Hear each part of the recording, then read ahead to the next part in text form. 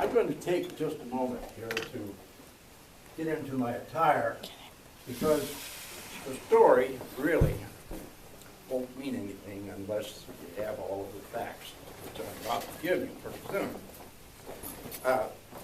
This is the way that I usually dress when I go hunting. I am a great hunter.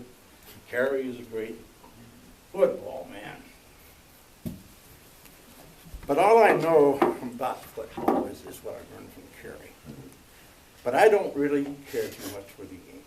I did like some of Kerry's expressions, and I know when we set up the game, he called out all of the spots before they actually happened. I mean, when the ball is snapped, he says to me, quarterback sneak. Well, I don't know what that means, but that's what happened. The quarterback sneak. The next play he calls end run. Sure enough, it was an end run. He called every play in the game.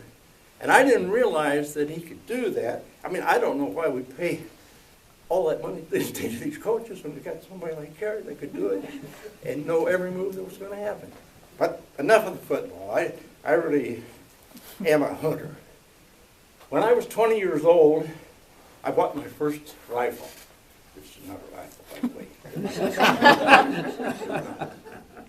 It was a Model 12 Winchester with an extended long barrel, full choke. It had pump action, which held 6 shells and one in the chamber, which gave me 7 shells to knock down a pheasant. I was so proud of that gun, I ran right home and showed it to my wife. I said, look what I just bought. She wasn't as happy about it as she could have been. I showed it to my son, Kerry, and he said, oh, hunting's nothing, football's everything. Well, I think hunting is something. When I was in Omaha, I went to school in New York at a management school, and there were several people there. Matter of fact, there was a person there from India, and he managed the West Bengal Wildlife Center there. There are 28 wildlife centers in India, and they manage tigers, so that the tigers are protected species. I like hunting. I've always dreamed of bagging a tiger, but unfortunately, you can't shoot tigers in India anymore. They are banned, and they are protected. This guy run a deal that protected these tigers, and I always told him I'd like to go someday. He said the only possible way that you could ever go to India and hunt a tiger would be if the tiger got mean and turned into a man killer.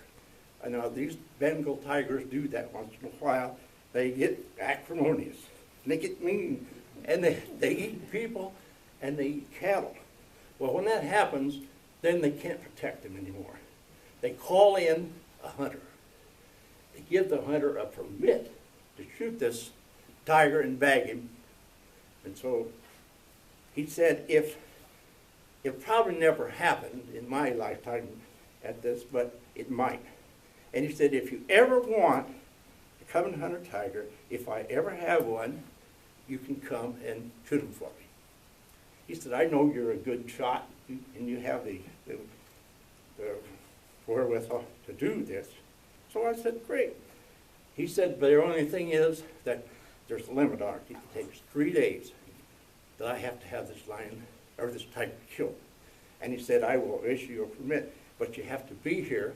That means that you've got to make your arrangements and fly into my town, which actually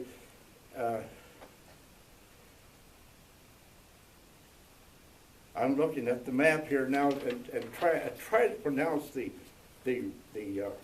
resort or the actual place where he kept these tigers was Karen Drucker, and that is south of Calcutta, about 60 clicks. So he said, you fly into Calcutta, I'll have my man meet you.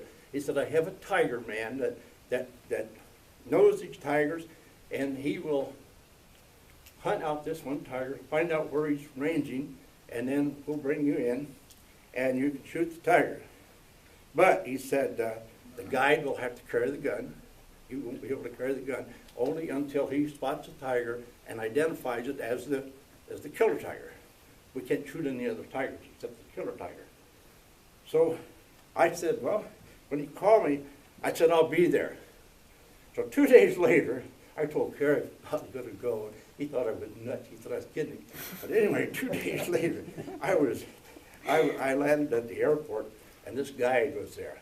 And he was a great guide. He was a big brute, and he looked a little, well, he looked like a real hunter, one of them that you'd see a picture of. He was kind of like me here. He was dressed like that, he was driving it wasn't a Jeep, it was a British copy of a Jeep, a Range Rover, I think it was. And I got in there, and he had this rifle strapped to the back of that window. And I thought, well, my gosh, I could be in Texas. But anyway, we went out, and he said, we got to get this tiger real soon because it might kill more people. You know, the villagers are nervous. What we've done is we've said they can't get out. We've kind of held them in their place, kept them away from the tiger. So I said, okay, let's go. So we took off through the brush, and I'm ahead of him because he's carrying the gun. And he said, well, I'll back you up. When I spot the tiger, then I'll hand you the gun, you shoot him. Just, you know, like it's nothing. But he said, you know, these tigers are dangerous. I said, well, they probably are, but I've shot a lot of pheasants. I know all about shooting. So we walked to the woods, and the grass was about this high, and you couldn't see anything. Well, I want to show you something here before I go up further. There's a picture there of a tiger in the grass. Now from there, you can't even see the tiger, can you? If he was out in the open, he'd look like this. But the tiger gets back in the weeds like that. Now this tiger here could kill that big bull of a water buffalo there just by grabbing him and biting into his neck and strangling him to death. That's how ferocious those tigers are. So anyway, we were going down the road or down the path to the tigers, and the guide, he didn't talk too much further, but he said, cat. And I said, a cat? Where's my cat? And he said, cat. I said, what do you mean cat? And about that time, coming leaping right out of the bushes, I swear it wasn't any further to the end of that table, this tiger come out of there like this. He had his mouth open to the side and his claws are sticking out there. And I thought, oh my gosh, what do I know about football?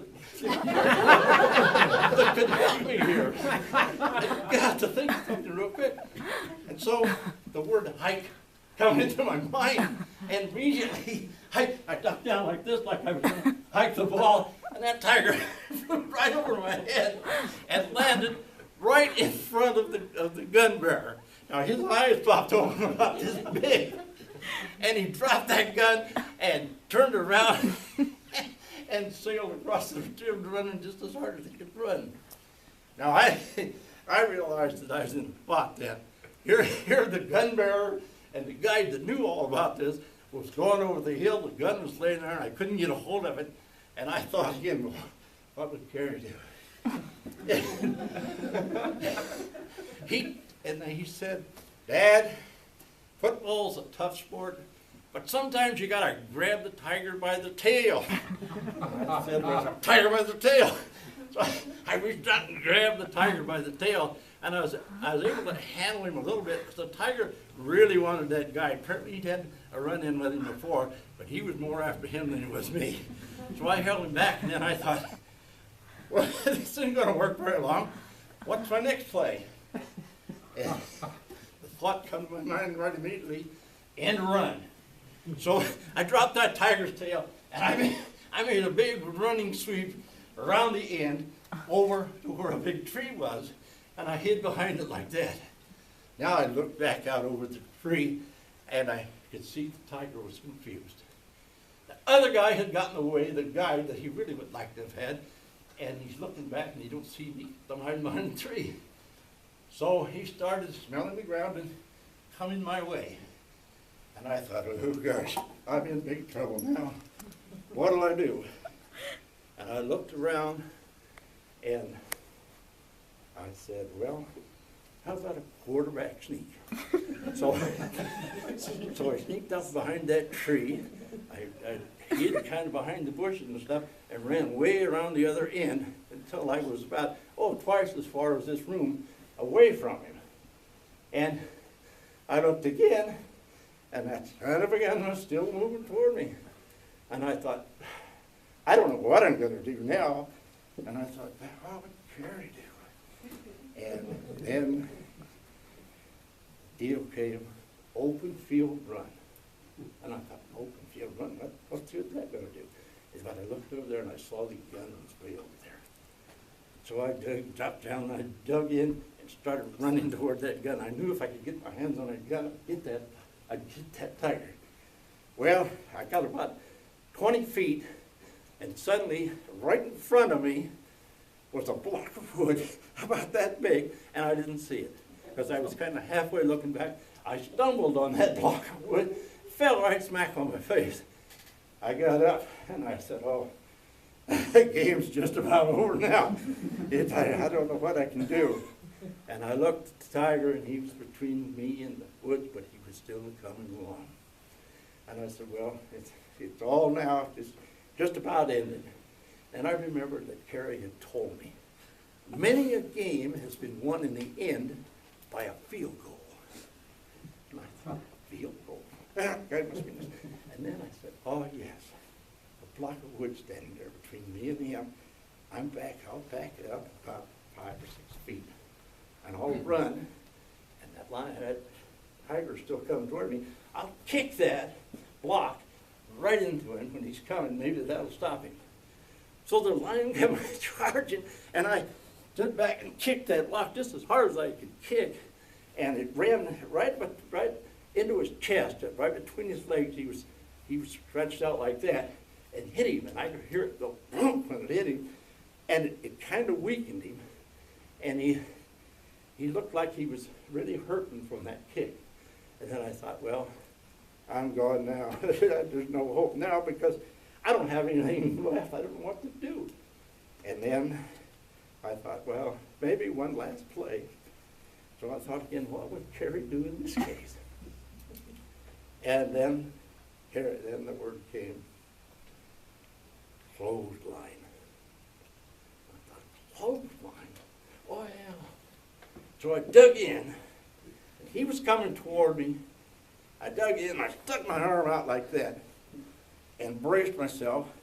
Now this was like an immovable object hitting something with such terrific force that it just went up. So anyway, I grabbed a hold of the back of his head, the mane on the back of his head, and it was tufty, and I held it and gripped down and was still moving his direction. He was moving my direction, but his momentum was down. And when I pulled back on his head, the momentum turned my way, and I heard crack.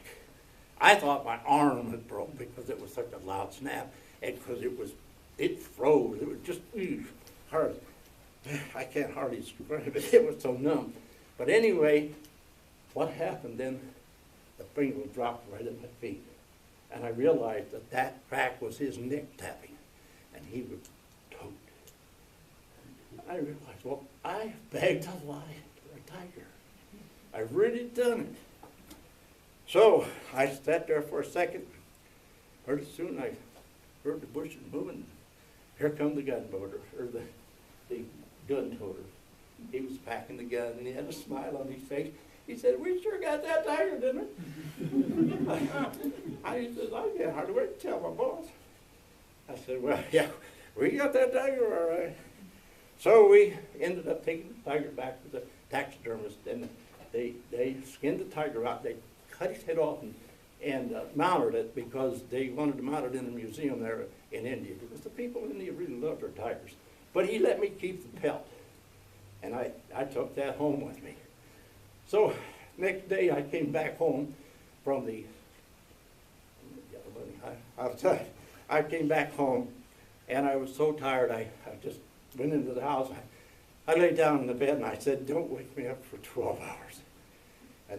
But then just as it seemed like about 5 minutes, I hear water come, and there's somebody standing at my bedside pouring a glass, like not a glass, a whole pitcher full of ice water right on me.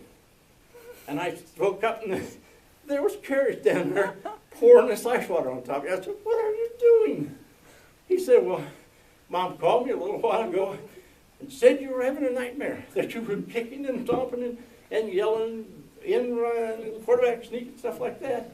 And he said, Kerry woke you up because he thought you were having a nightmare. And I said, no, I've been to India, I haven't had any nightmare. I said, look here, this. And I held up the blanket that I had there in my hand. I thought it was the pelt. And what it was, he said, well, that's not the pelt, that's your army blanket that you brought home from Germany when you came. He said, you had a nightmare. Matter of fact, you've been dreaming all of this. And I said, dreaming? How can I be dreaming all this? And he said, well, there's proof right there. You didn't ever go to India. And I got thinking, how disappointing. I was over the thing, and it was just a dream. But boy, it was really a nice dream.